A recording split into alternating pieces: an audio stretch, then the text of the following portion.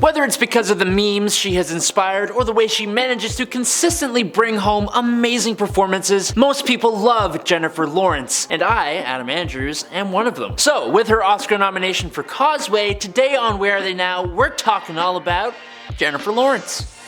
Surprise! As the highest paid actress in the world in 2015 and 2016, and with her films grossing over $5.5 billion worldwide, Jennifer Lawrence is often cited as the most successful actress of her generation. She is also the first person born in the 1990s to have won an acting Oscar. Jennifer Schrader Lawrence was born August 15, 1990 in Louisville, Kentucky. Her career really began, though, in a bit of a non-typical way, at least compared to other celebrities I have talked about before on this channel. It started when she traveled to Manhattan at 14 years old with her family, which is when she was noticed by a talent scout. After conducting her first cold read, agents told her mother that it was the best cold read by a 14-year-old they had ever heard, and tried to convince her mother that she needed to spend the summer in Manhattan. But Mama Lawrence was not keen on acting, preferring modeling for her daughter. After leaving the agency, Jennifer was spotted by an agent in the midst of shooting an H&M ad and asked to take her picture. The next day, that agent followed up with her and invited her to the studio for a cold read audition. Again, the agents were highly impressed and strongly urged her mother to allow her to spend the summer in New York City. She signed with CESD Talent Agency, which convinced her parents to let her audition for roles in Los Angeles. While her mother encouraged her to go into modeling, like we said, she insisted on pursuing acting, which was a quote,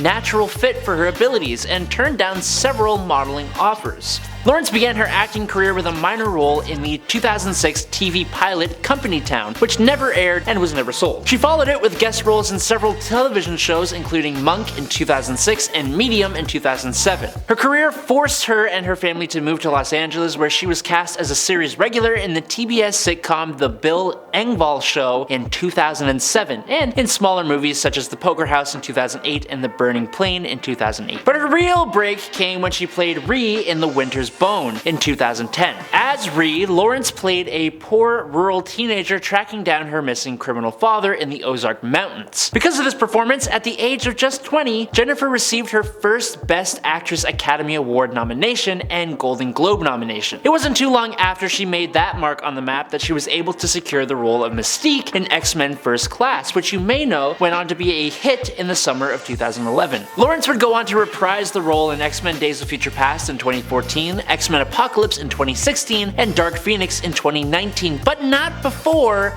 Lawrence scored the role of a lifetime when she was cast as Katniss Everdeen in The Hunger Games in 2012. The film went on to become one of the highest grossing movies ever, with over $407 million at the US box office, and it instantly propelled Lawrence to the A-list among young actors and actresses. I genuinely thought that this happened earlier than it did because of how much of a landmark it was for the actress. 3 Hunger Games sequels starring Lawrence were released in each consecutive November, starting with The Hunger Games Catching Fire in 2013, The Hunger Games Mockingjay Part 1 in 2014, and finally, The Hunger Games Mockingjay Part 2 in 2015. But as we know from talking about the X-Men, Lawrence was not just doing Hunger Games during that time. Some of her biggest and best movies also came and knocked it out of the park while she was still starring in blockbusters like The Hunger Games and X-Men. In 2012, the same year as Hunger Games, the romantic comedy Silver Linings Playbook came out. In that movie, she played Tiffany Maxwell, a young widow who befriends a man struggling with mental illness who was played by Bradley Cooper. For this movie, Lawrence won critical acclaim and became the second youngest woman to win the Academy Award for Best Actress, which she did at the 2013 Oscars. But other than her Academy Award, she also won a Golden Globe Award, a Screen Actors Guild Award, Satellite Award, and the Independent Spirit Award for Best Actress, among others.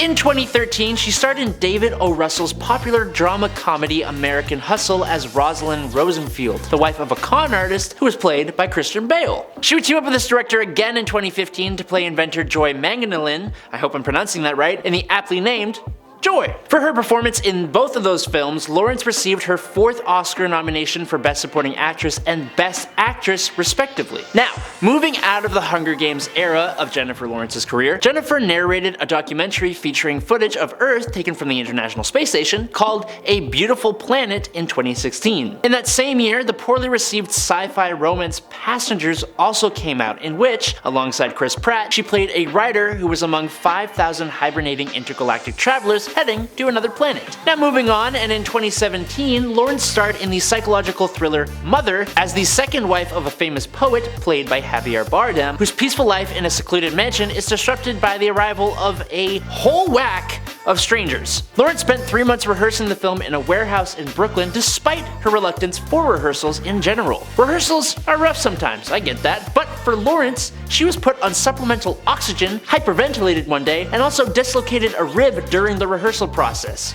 It's such a weird, but really cool film, and while critics seem to love it, it too was not received too well by audiences who either loved it or completely hated it. Following that, in 2018, Lawrence played a former ballerina turned Russian spy in Francis Lawrence's espionage thriller, Red Sparrow, based on Jason Matthews' novel of the same name. This time around, while her performance was good, the film also did not receive the kind of praise that Lawrence is usually awarded. Following the somewhat mixed reaction of her previous films, 2017's Mother, 2018's Red Sparrow, 2016's Passengers, and in 2019 there was X-Men Dark Phoenix, Lawrence decided that she wanted to take a small break from acting. In an interview with Vanity Fair a few years later, Lawrence talked about this and those films, saying, quote, "I was not pumping out the quality that I should have.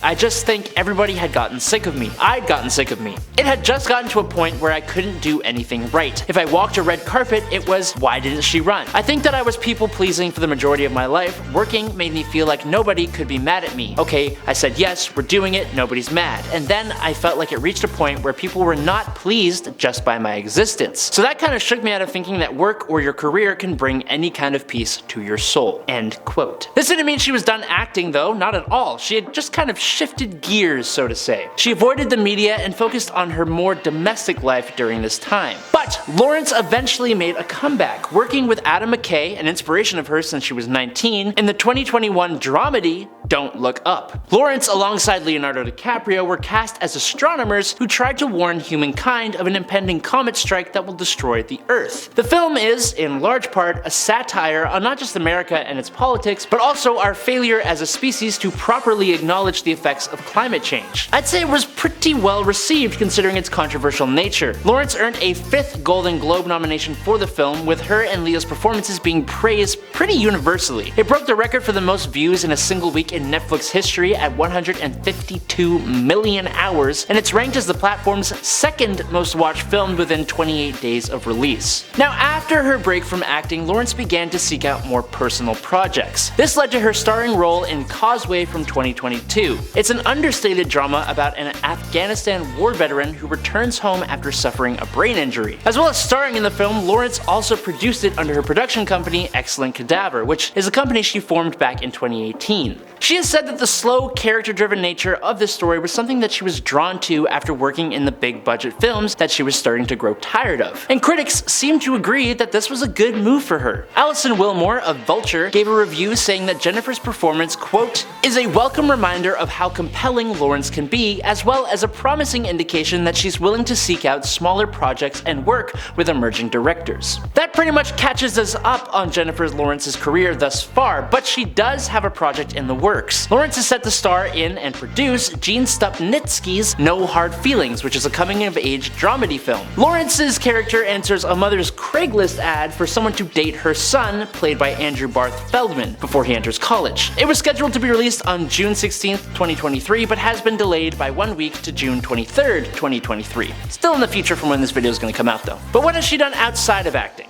Well, Lawrence identifies as a feminist, so she's all for equality, which we love. To prove it, she has promoted body positivity among women. She wrote an essay for Lenny Letter criticizing the gender pay gap in Hollywood in 2015, using the lesser pay she received for her work on American Hustle in comparison to her male co-stars as an example. In a 2015 interview with Vogue, she condemned Kentucky County Clerk Kim Davis for her opposition to same-sex marriage. Interestingly, Lawrence was raised a Republican and voted for John McCain in the 2008 presidential election, but has since been very critical of the party. This was especially true when she strongly opposed Donald Trump's presidency in 2015. She also endorsed Joe Biden in the 2020 presidential election. Now, Lawrence is really big on charity as well, as you would expect. She's partnered with and done charity work for organizations like the World Food Program, Feeding America, the Thirst Project, the United Nations, St. Mary's Center for Disabilities, the charity broadcast network Chideo for the 2015 Special Olympics World Summer Games, and and the non-profit organization Do Something. But also, in 2016, Lawrence also launched the Jennifer Lawrence Foundation, which supports charities such as the Boys and Girls Clubs of America and the Special Olympics. In 2016, she donated $2 million to the Corsair Children's Hospital in Louisville to set up a cardiac intensive care unit named after her foundation. She's a board member of Represent Us, a nonprofit seeking to pass anti-corruption laws in the United States, and in 2018 she collaborated with 300 women in Hollywood to set up the Time's Up initiative to protect women from harassment and discrimination, and took part in the 2018's Women's March in Los Angeles. My point is, she does more than most. I'm kinda out of breath. Jennifer Lawrence did not study acting and has not been involved in professional theater. She has said she bases her acting approach on her observations of people around her, and that she does not invest any of her real emotions or take home any of her character's pain, famously saying that she doesn't even take it to craft services. And yet,